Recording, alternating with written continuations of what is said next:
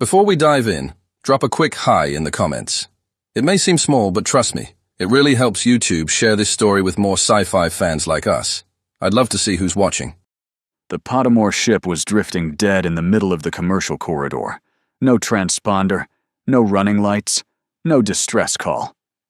Lieutenant Gabriel Sand spotted it on passive scan first. Pottermore vessels did not go dark.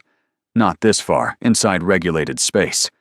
He ordered the helm to close the distance with the drifting ship and waited 3 minutes for an automatic greeting signal that never came. He keyed the intercom.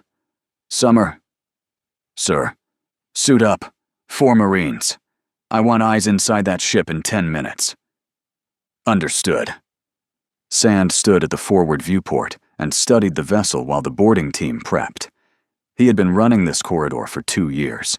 It was Pottermore construction. He could read that much from the hull geometry, the antenna configuration, the way the forward section tapered. He had seen enough of their trade ships to know the silhouette. But this was not a trade ship. Too small. Hull plating mismatched, like it had been pulled from different sources and fitted together under pressure. The docking collar looked retrofitted. Pottermore vessels that ran this corridor were large, recognizable, built for cargo and long haul. This looked like something assembled fast with whatever was left. An evacuation craft. A last option. "Lieutenant." His scan officer did not look up from her board. "No life signs reading, but the hull is interfering with deep penetration. Could be shielding, could be damage. Cannot confirm either way." Sand nodded. When Colonel Justin Summer checked in before departure, he relayed the scan report personally. No confirmed life signs, and a hull interfering with deep penetration scans, badly enough that nobody could say what was waiting inside the ship. Summer listened in silence, then ordered the boarding team forward. Before the boarding craft detached, he opened the hololink. "Summer. Full visual feed. I want to see everything you see." "Understood." Summer's helmet cam flickered on. 4 more feeds opened alongside it across the holo board. 5 points of view. 5 Marines preparing for boarding in real time. The boarding craft latched on 10 minutes later. The docking collar hissed and equalized. Summer went in first. His 4 Marines stacked behind him, weapons up, moving in the compressed silence of suits that recycled their own air. Sand watched from the bridge as the helmet feeds moved through the ship in real time. The corridor was narrow, lit only by flickering emergency strips mounted along the ceiling, and built wider than human standard for a species with a broader stance and different center of gravity. No sound came from inside except breathing and boots against the deck plating. Summer advanced carefully through the corridor, checking each section they passed before moving deeper into the ship. "Clear the nearest rooms first," he ordered over comms. "Then we keep moving." They found the infirmary 2 corridors in. The door was already open. Colonel Summer stopped in the doorway for a moment before stepping inside. The helmet light swept slowly across the room, revealing bodies strapped to the medical beds. Pottermore. 4 of them. Still strapped into the medical restraints. Their skin had gone the color of wet ash. Deep wounds covered parts of their bodies, surrounded by dried blood darkened against the pale surface of their skin and the restraints beneath them. They looked emaciated in a way that did not resemble ordinary illness or injury. There were no signs of a struggle. It looked like starvation. Or a disease. Nobody said anything. Summer marked the room and kept moving. The command center was different. Sand saw the green blood as Summer's helmet light swept across the room, not sprayed or splattered the way a pressurized wound would leave it. Smeared, dragged across the deck like something had been moved after the bleeding stopped. Fragments lay scattered across the floor that Sand refused to focus on for more than a glance. A Pottermore sat slumped forward in the pilot chair, restrained loosely against the harness straps.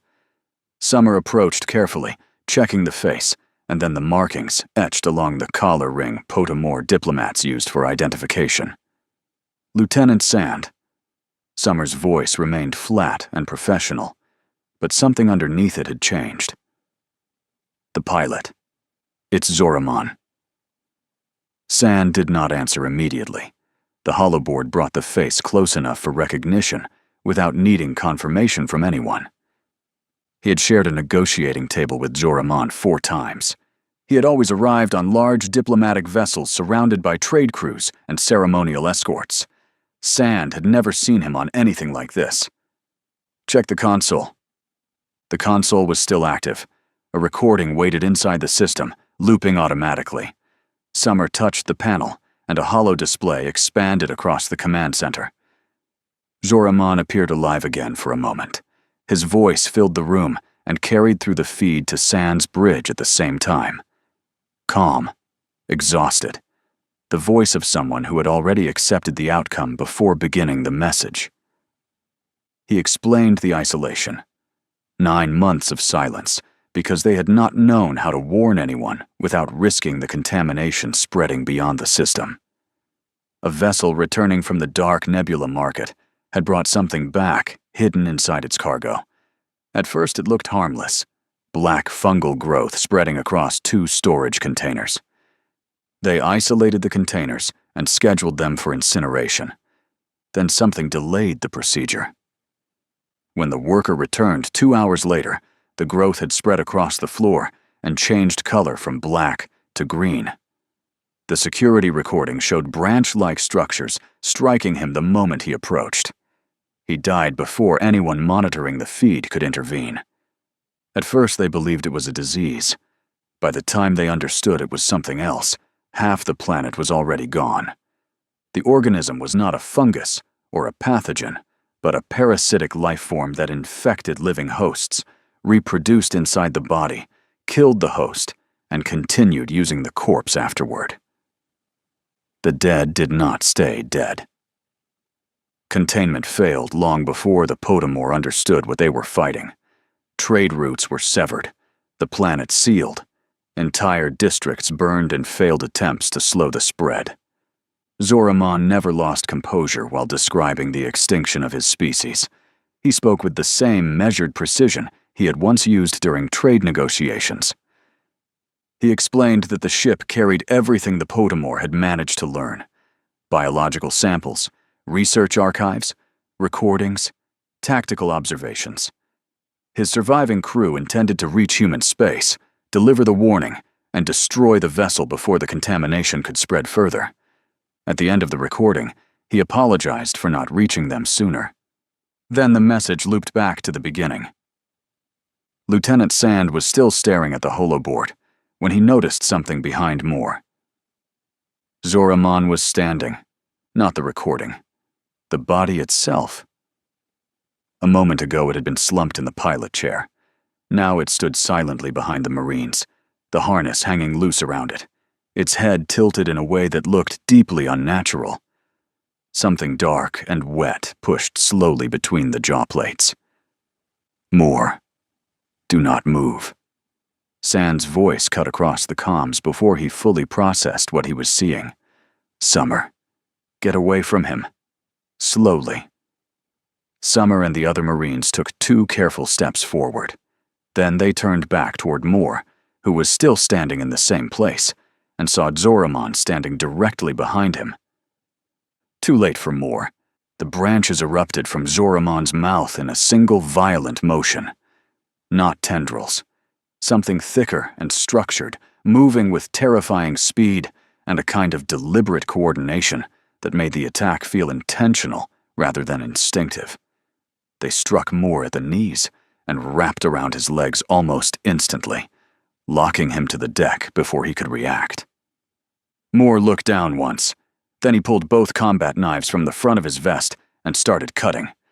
The Marines opened fire on the branches, trying to avoid Moore, but the growths were already swallowing him faster than they could cut them away. Fragments blasted loose by the gunfire scattered across the deck, but the branches still attached to Moore split and spread faster than before, replacing themselves as they climbed higher over his body. The branches reached his torso. His arms were now covered by them. Moore stopped fighting with his knives. When the branches reached Moore's neck, he was already gone. Not slowly.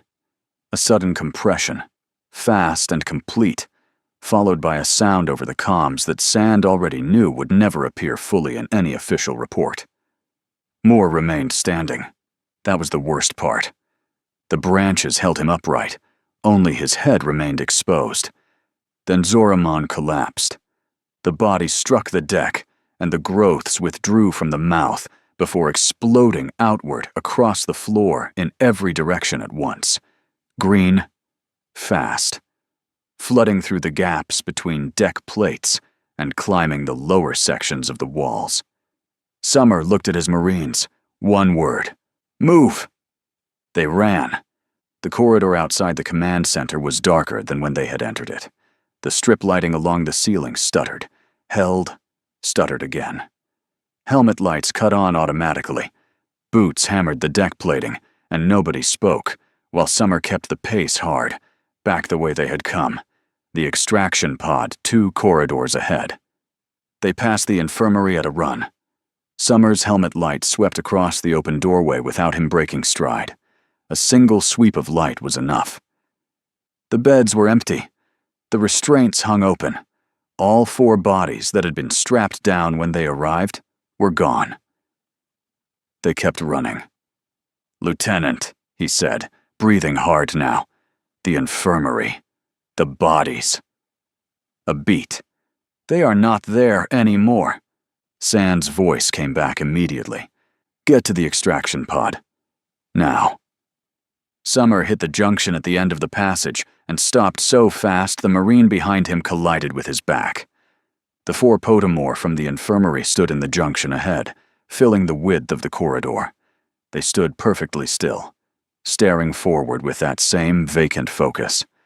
The green growth was already thick across the floor around their feet, spreading outward along the base of the walls in both directions. The branch structures between them and the Marines were dense and tangled, moving slowly but without pause as they searched through every gap in the deck plating. Behind the Marines, the corridor lights flickered one last time and went dark. There was no way through. There was no extraction pod. There was no way back. Summer raised his weapon and started shooting. The transmission cut. Sand heard it go. He stood at the forward viewport of his ship and looked at the Potamore vessel drifting 40 meters off the hull, and he did not let himself think about Summer. Did not let himself think about Moore, about the Marines whose names he would write into a report before this shift was over. He keyed the weapons officer. "Full salvo, target the Potamore vessel." A pause. "Sir?" "Full salvo." "Aye, sir." The first round hit the docking collar. The second hit the engine housing. By the third, the Potamore ship was coming apart, venting atmosphere, hull sections spinning outward in the slow, silent way things broke apart in vacuum. Just light, and then debris, and then nothing where the ship had been. Sand stood at the viewport until the debris field stopped moving.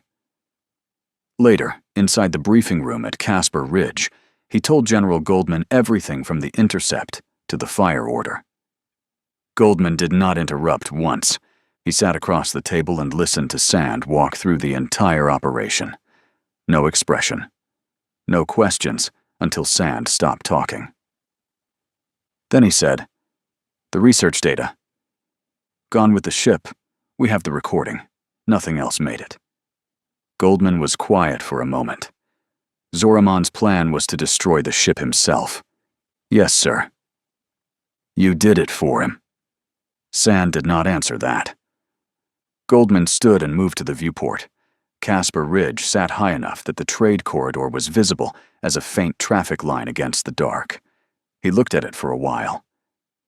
The comms officer knocked once and opened the door without waiting. "General. Incoming signal. Sector-wide broadcast." A pause. "From the dark Nebula Market." Goldman turned. "Put it up." The wall display opened. Text only. No video, no representative, no voice attached. A formal notice addressed to all trading partners across the sector. Effective immediately, all incoming vessels were being turned away. Indefinite duration. The stated reason was a quarantine measure for a minor, non-dangerous disease. No further details. No projected reopening.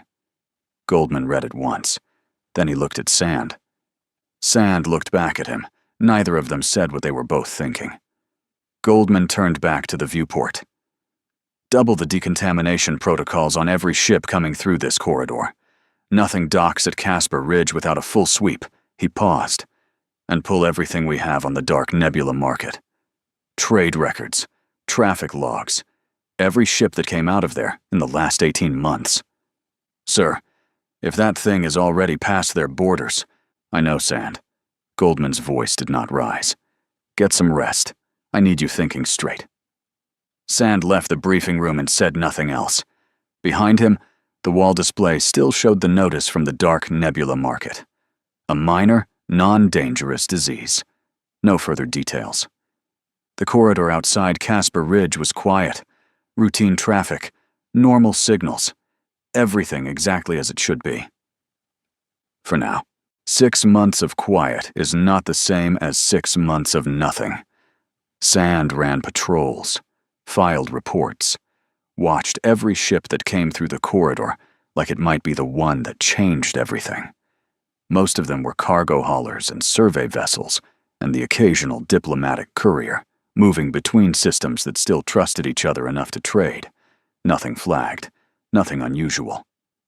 The Dark Nebula market stayed closed and said nothing further, and Goldman's people found no useful information in the traffic logs from the 18 months prior. Plenty of ships had come out of there. Any one of them could have been carrying something. None of them had declared it. Goldman had spent the 6 months building a protocol that did not have an official name yet. Decontamination procedures were upgraded across every docking bay on Casper Ridge. Quarantine holds were expanded. A dedicated response team assembled quietly and drilled twice a week in the lower decks. The people on Casper Ridge who paid attention understood that Goldman was preparing for something specific. Then the Birdom invitation came in. A coronation. New queen. Every species in the sector was invited, the message said, to witness the ceremony and celebrate the continuation of the Birdom royal line. It was the kind of event that happened once in a generation. Declining without cause would be read as a diplomatic insult. Goldman read the invitation twice and then called Sand into the briefing room. I need a representative. Sand looked at the invitation on the display. How many can I bring? Small escort. 8. Enough to look respectful, not enough to look like a security detail. When? Goldman told him. Sand nodded and left the room and started picking his people. There was no need to explain the situation to the Marines in detail. They had already read the corridor incident report and watched the recording afterward. Sand briefed them once aboard the ship on the way there and kept it short. Watch the crowd. Watch the exits. Stay together. If I move, you move with me. Nobody asked questions. The Birdom homeworld was 2 days from Casper Ridge by corridor travel, and loud in the way that places full of living things always are. The ceremonial complex sat at the center of their capital, open air under a pale sky, wide stone platforms, arranged in descending rings around a central stage. Species from across the sector filled the rings shoulder to shoulder, or whatever passed for shoulders, on the ones that did not have them. Sand had never seen that many different forms of life in one place. The sheer biological variety of it was something that would have been remarkable under any other circumstances.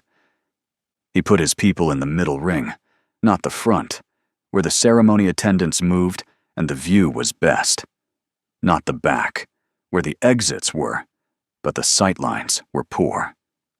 The middle. He could see the stage clearly. He could see 4 different exit points. He kept his escort in a short defensive arc so every Marine could watch the crowd without exposing their back completely. The Birdom were avian, tall, feathered, with a bearing that suggested they had been the dominant species on this world long enough to carry it in their posture. The ceremony attendants moved smoothly through the rings, distributing something ceremonial in shallow bowls, adjusting banners, preparing the stage. Sand watched the crowd. He watched the way species clustered by familiarity, the small diplomatic tension visible in which groups stood close and which left space between themselves, the way the Birdom attendants moved with the particular confidence of people on their own ground. The ceremony began with sound. Some kind of instrument Sand could not identify, producing a low resonant tone that the Birdom around him responded to with a visible physical reaction. Feathers settling, posture shifting. The crowd quieted. The Queen emerged from the inner corridor at the back of the stage. Sand watched her walk, 30 meters away.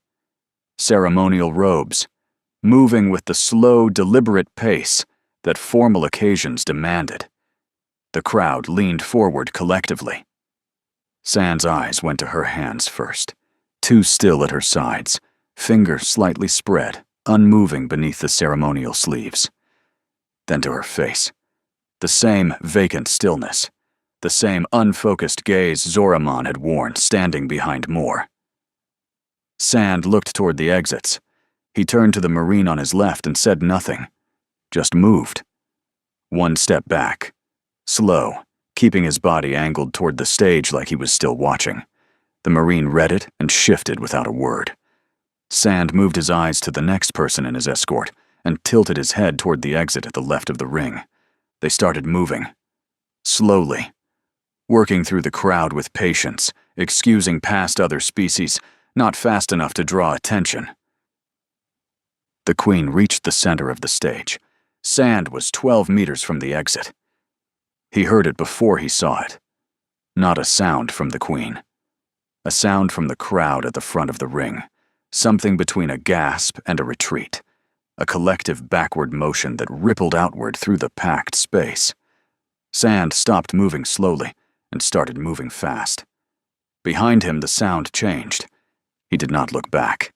He accelerated toward the exit, and his escort immediately tightened around him, collapsing into a compact formation as they pushed through the crowd. Around them, other species were turning and colliding as panic spread unevenly through the crowd, the packed rings breaking apart in every direction at once, while whatever was happening on the stage registered across 100 different nervous systems in 100 different ways. Sand hit the exit corridor at a run. Behind him, he heard it. A wet sound, multiple impacts, then screaming in at least 4 different languages simultaneously. The corridor fed into an outer courtyard, and the courtyard opened onto the landing zone, where their ship waited with engines already running. They boarded in under 2 minutes. The ramp came up. Sand was on the comms to the cockpit before he finished strapping in. "Get us to orbit. Now." The ship lifted. Through the viewport, Sand caught one image of the ceremonial complex below before the angle took it away. The outer rings of the platform were moving, not crowd movement. Something spreading across the stone surfaces, dark at the edges and bright green at the center, expanding outward through the packed ceremonial tiers, far faster than panic alone should have moved. Minutes later, the ship cleared the upper atmosphere and reached orbit, and Sand made himself stop looking at the planet below. Goldman had the decontamination bays open before Sand's ship finished docking. Full protocol. Ozone saturation. High concentration chemical wash across every surface, including the people. Sand and his crew stood in the decontamination chamber and breathed recycled air through their masks without speaking while the process ran. Then came 10 days in quarantine. Goldman locked the section down personally and checked the readings himself every morning. On the 10th day, the readings were still clean. All of them. Goldman came in person to open the quarantine seal. He looked at Sand for a moment before speaking. "Clean." "Yes, sir." Goldman nodded once and stepped back to let them out. The calls started coming in that same afternoon. Not 1. Not 2. 10 of them. Stacked and waiting. Sand was in the mess, eating for the first time outside quarantine, when Goldman's comms officer found him and told him to come to the briefing room. When he arrived, The board was lit with incoming signals. Goldman was already there. He played them in order. 10 species. 10 different languages run through translation. 10 messages that were different in tone and detail and biological vocal register, but were all saying the same thing. Planetary quarantine. Effective immediately. Reason unspecified or given as precautionary measure. Pending investigation. No requests for assistance. No further information. Sand recognized every species name on the board. He had seen every one of them at the coronation. Goldman let the last message finish, and then the room was quiet. "They are not asking for help," Sand said. "The Podamore did not ask for help either. They just went quiet," Goldman said. Goldman looked at the board. These ones went quiet faster. The Podamore took 9 months. These took 12 days. Sand thought about that. They knew faster, or they are further along. Either way. Goldman moved to the map display and brought up the sector. The infected and suspected worlds illuminated one after another across the map. The Podamore homeworld, the dark nebula market still under quarantine, the Birdum homeworld, and now 10 more systems scattered along the major trade corridors. The pattern was impossible to miss. None of the outbreaks were isolated. Every infected world connected to another through shipping lanes, diplomatic routes, or commercial traffic moving constantly between systems. "It spreads through contact between us," Goldman said. "Species gathering, ships moving between worlds, civilizations opening their doors to each other." Sand looked at the map. The outbreak markers formed a clear pattern across the sector, spreading outward along trade routes and diplomatic corridors, with no sign that the expansion was slowing. "We barely have any data," Sand said. "A recording from Zoramon, and a few days of scattered observations from the Birdum outbreak. That's not enough to fight something we still don't understand." Goldman studied the map in silence for a long moment. "We need a live sample," he said at last. "That means entering an infected world, capturing the organism, and bringing it back contained." Sand said nothing for a second. "The Birdum homeworld," Goldman said finally. "We know what it looked like 12 days ago. We have the layout from your visit. We know the infection started at the ceremonial complex, and we know roughly how fast it moves across open surfaces." He looked at Sand. "It is the newest infection point we have, which means it may not have reached full saturation yet, which means there may still be areas where a team can operate." "May," Sand said. "May," Goldman confirmed. He zoomed the map inward toward the ceremonial complex. "Small team. Full containment equipment. Extraction protocol finalized before deployment." Sand looked at the map, at the Birdum homeworld marker, at the spread of infection pushing outward through the sector, along routes civilizations had spent centuries building to connect themselves to each other. "Which landing zone?" he asked. Goldman pointed at the map. The Birdum homeworld did not look like a city anymore. Sand stood at the edge of the landing zone and looked at what 2 weeks had done. The outer district Goldman had chosen specifically because it was far from the ceremonial complex was gone, not destroyed. Consumed. Branch structures covered every building face he could see, thick layered growth climbing from ground level to rooftop, until the district no longer looked constructed at all. It looked grown. He clicked his comms twice. The team tightened behind him without a word. 4 Marines, 3 military scientists in reinforced containment suits, carrying equipment that made them slower than Sand liked. Full ozone tanks on every back, chemical spray rigs on both forearms, sealed suits checked 3 times before they left the ship. They moved into the outer district in a tight formation, and Sand took point. The streets were not empty. Infected Birdham moved between the buildings with the same vacant stillness Sand had seen at the coronation, feathers matted with green growth, and movements that looked wrong in ways he could not fully name. Some moved alone, others drifted through the streets in loose groups with no visible coordination. yet somehow still forced the team to change direction twice in the first 3 minutes. Sand did not engage unless he had to. Noise carried. The scientists needed time, and time required quiet. They found what they were looking for in a collapsed structure 4 blocks from the landing zone. A birdom in a doorframe, half upright, movements stuttering between something almost alive and something already gone. Early transition. The branch growth was visible along the neck and left shoulder, but the host was still caught between stages, not yet fully reanimated, not yet coordinated. Sand looked at the lead scientist. Dr. Vassar. Compact, methodical, the kind of man who briefed you on risk the way other people discussed weather. Vassar looked at the birdom, then at the containment unit his team was unfolding, then back at Sand. 30 seconds once we open the unit, maybe less. You have 20. Vassar nodded and moved. What happened next was not clean. The birdom responded to approach with a speed that the stutter in its movement had not suggested was possible. Branches erupted from the shoulder growth, and the Marine on the left took one across the visor that cracked the outer layer without breaching it. Sand hit the host from the right with a containment clamp, while Vassar locked the lower half of the reinforced transport containment unit around the host's body. Another Marine secured the upper section as the branches continued thrashing inside the partially sealed frame.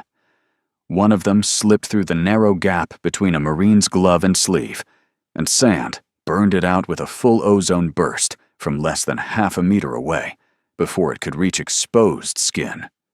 The unit sealed. The third Marine checked the wrist seal immediately. Suit integrity held, skin below unbroken. They ran.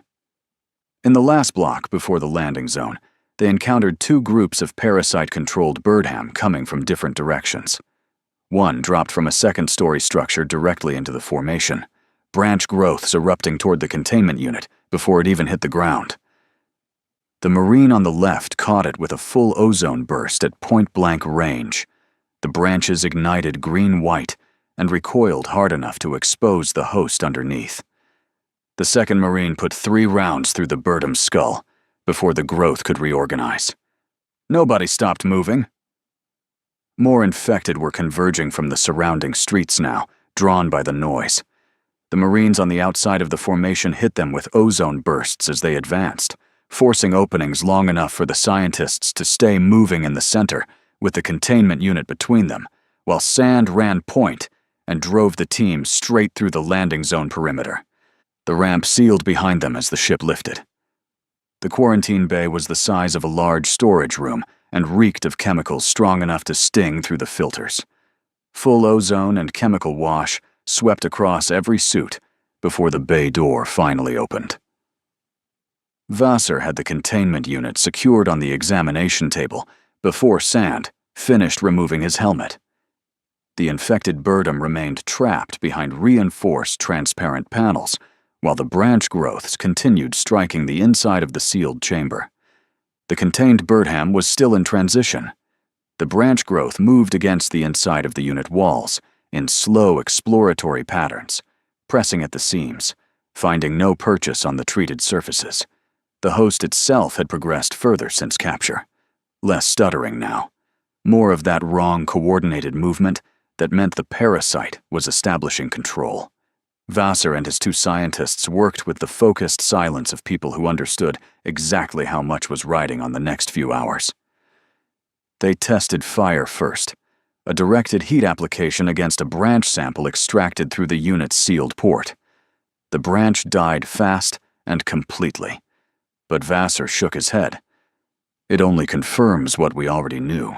Fire can kill them. We need contact mechanics. How does it transfer at the cellular level? They ran ozone alone against extracted samples. It killed the growth, but the kill time had a window. 3 to 4 seconds from contact to death. In a real exposure scenario, those seconds were enough for the transfer to initiate. Chemical wash alone. Similar window. Slightly longer. Vassar pushed closer to the unit. He was running a direct observation on the branch behavior against different surface materials, holding treated and untreated sample panels against the exterior of the unit wall and watching how the branches inside responded to each. Untreated biological surface material. The branches pressed hard against the unit wall at that point. Treated panel. They moved across it without finding purchase and redirected elsewhere. He was leaning in to mark an observation on his datapad when the branch shot through the unit's sample port, faster than the automatic seal could close. The second scientist killed it almost immediately with a full ozone burst, burning the growth apart before it could spread through the bay. But in that brief moment, the branch had already struck Vassar's right glove. It did not penetrate through a failed seal. The growth physically tore through the outer layer on contact, splitting the material apart with enough force to expose the skin underneath. Vassar looked at the damaged glove, at the strip of exposed skin beneath it. Then he said one word. Now. The second scientist hit the exposed hand with a full ozone spray from the emergency rig mounted on the wall. Chemical wash followed immediately after. Vassar held his hand perfectly still, while both flooded across the exposed skin and the torn edges of the glove. Then he looked down again. No branch growth. No visible transfer. The room went completely silent. The preventative chemical treatment already coating the gloves and skin appeared to have interrupted the infection before it could establish itself. Vassar removed the damaged glove carefully and handed it to the nearest scientist without taking his eyes off his own hand. Then he picked up the data pad again. "Run it again," he said. "Slower this time. I want to see exactly what happened when the branch contacted the treated surface." They ran it again. And again. Extracting branch samples through the sealed port and applying them to surfaces with different treatment combinations. Ozone alone, chemical alone, alcohol alone, each one insufficient on its own. The branch found purchase through moisture, biological moisture, living surface. That was the entry point. The anchor. Remove that and the transfer could not initiate. But removing it required all three elements working simultaneously. The ozone disrupted the branch's surface chemistry. The chemical compound broke down the biological moisture layer. The alcohol stripped what remained and kept the surface dry at a level the branch could not overcome. Any two of the three, and the branch still found a way. All three together. And it found nothing. Vassar looked at the data for a long moment. Then he said, "It is not a new weapon. We have been carrying this answer in our decontamination kits since before I joined the service." Sand crossed the bay to the examination table. He looked at the containment unit, at the branch, growth pressing against the interior walls, at the host behind it, fully reanimated now, moving in that coordinated wrong way. He unsealed his right glove and pulled it off. Vassar looked at him. "Lieutenant."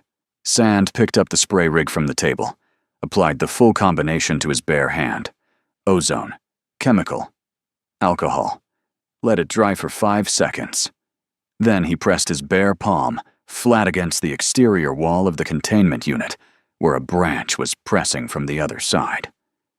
The branch reached the unit wall, pressed against it where Sand's hand was, moved across the surface, found nothing to grip, redirected. Sand held his hand there for 10 seconds. Then he pulled it back and looked at his palm. Unbroken. Clean. He sealed his glove back on and opened his comms to Casper Ridge. "General Goldman." "Sand." "We have it." Goldman did not waste time. The formula went out sector-wide within the hour. Full transmission. Ozone concentration ratios. Chemical compound specifications. Alcohol grade requirements. Application method. Reapplication intervals. Every detail Vassar and his team had documented in the last 4 hours, transmitted clean and complete to every species still capable of receiving a signal. No conditions attached, no negotiation, no trade arrangement built around it. Goldman sent it the way you send a fire alarm, because the building was burning, and the only thing that mattered was getting everyone out. The responses came back over the following hours. Some species had the components already and began production immediately. Others had partial components, and human ships were rerouted to cover the gaps. Vassar worked with 3 different species science teams simultaneously over long-range comms, adjusting the formula for different biological surface chemistries, because what worked on human skin needed calibration for species whose biology operated differently. It was not fast. It was not clean. Some planets were already too far into infection to matter. Goldman marked those on the sector map with a different color and said nothing about them in briefings. Everyone in the room understood what the color meant. But the map stopped growing. Not immediately. Not everywhere. But the spread moving outward along the trade routes and diplomatic corridors of the sector finally began to encounter populations already sprayed, sealed, and chemically saturated, to the point that the parasite could no longer use them as viable hosts. Contact still happened. Transfer failed. Sand was at the viewport in Goldman's briefing room when the map stabilized for the first time, 3 days after the transmission. He had not slept much. He was not sure Goldman had slept at all. He looked at the markers that were never going to disappear. The Potamore homeworld, the dark nebula market, still closed and silent, whatever was happening inside it, already beyond saving. The Birdham homeworld, others. Civilizations that had been alive only weeks earlier, trading, building, arguing, celebrating, now reduced to colored markers on a military map. Zoramon had known, had built an emergency ship from whatever was left and crossed the corridor alone to deliver a warning to the one species he trusted to do something with it. Had died in that pilot chair, still trying. Moore had died standing, knives in his hands. Summer and his Marines had died in a corridor 40 meters from Sand's viewport, while Sand watched through a hollow board and gave the fire order. Goldman came to stand beside him. They looked at the map together. The markers that were dark, the ones that were not. The shape of what had been lost and what had survived. Goldman studied the sector for a moment. Then he said, "Zoramon got his warning through." Sand nodded. Outside the viewport, Caspar Ridge held its position in the dark while the trade corridor ran quiet below them. And somewhere out in the sector, species were still alive because of humanity's discovery of how to contain the contamination. For now, it was enough. Hey there, space human. I'm really curious about your thoughts on this video. Drop a quick comment and let me know what's on your mind. Or just say hi if you prefer. Either way, I'd love to hear from you. Also, remember to check the pinned comment. Trust me, it's worth a look. Oh, and one last thing. I've chosen another video for you to watch. Just click the card here. Or here if you want the whole playlist. See you there.